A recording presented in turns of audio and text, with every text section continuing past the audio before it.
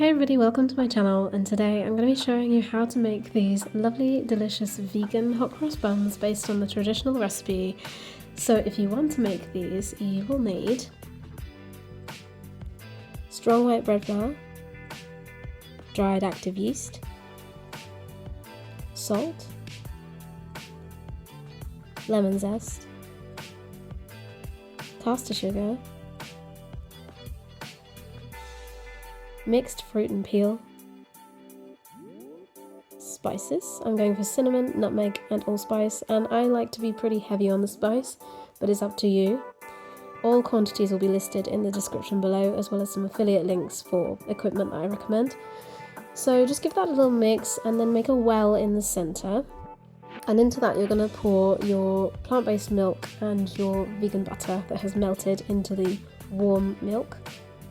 I'm using Flora block and soya milk if anyone's interested. And you can do this by hand, but I have a stand mixer, so I'm just going to put it all under the dough hook for a few minutes. Leave it to run until it's all come together and is nicely combined. And then what you need to do is you need to leave that to rise in a warm place under a tea towel until it looks doubled in size. And this is what mine looked like. I was making a double batch, so it was huge.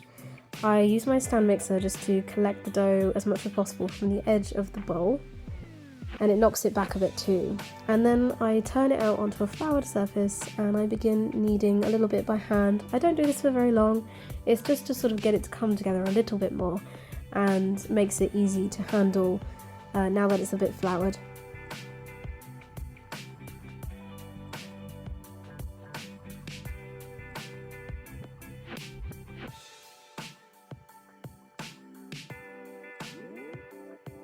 Once that's done, you can start dividing it.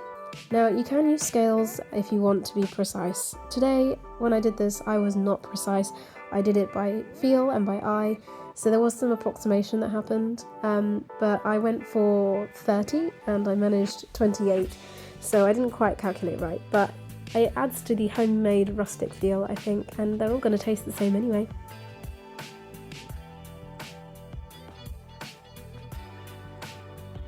In terms of shaping the dough, you want to grab a piece of the dough and start tucking the edges in towards the centre. Flip it over and give it a kind of twisting motion with your palms. So tuck the edges in, give it a little twist, and my palms are just slightly underneath the bun.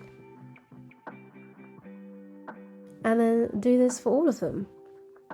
And once you've done that, you can line them all up on an oiled tray or a lined parchment tray and set them aside for their second proof. And I like to put mine quite close together because I like them to touch each other and bake sort of like the ones that you get from the supermarket. While they are rising for the second time, go ahead and preheat your oven to 200 degrees Celsius. Once they've risen and they're looking nice and doubled again, it's time to do the cross. So you'll need plain flour and water mixed into a paste that you can then put into a piping bag or a plastic bag if you haven't got piping bags. And you want to make sure that the paste is thick enough that it does not run, but not so thick that it can't get through the piping bag. This part is entirely optional. It's really just about aesthetics. It doesn't alter the taste in any way, but for the sake of being traditional, I decided to add it. But another time, I might not, because the buns taste amazing with or without the cross. When that's done and your oven is hot, you can put them in the oven and bake for 15 to 20 minutes until golden brown.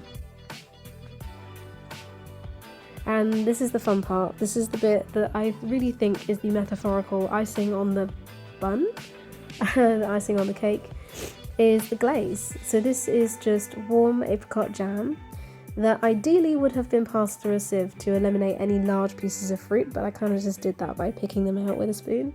Yeah, just brush it on with a pastry brush, and it really just makes them look extra delicious. And then actually when you eat them as well, you've got that sweet yet slightly tangy taste of the apricot jam.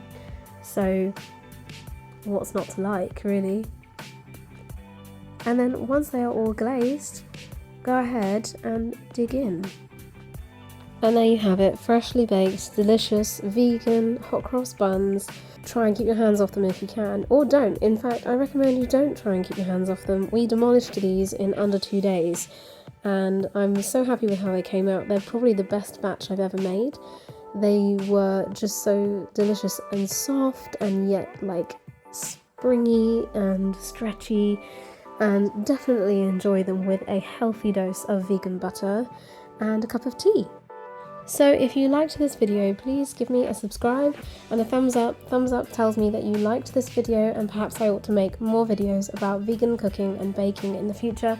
And until then, enjoy your hot cross buns, and I'll be back with another video really soon. Thanks for watching.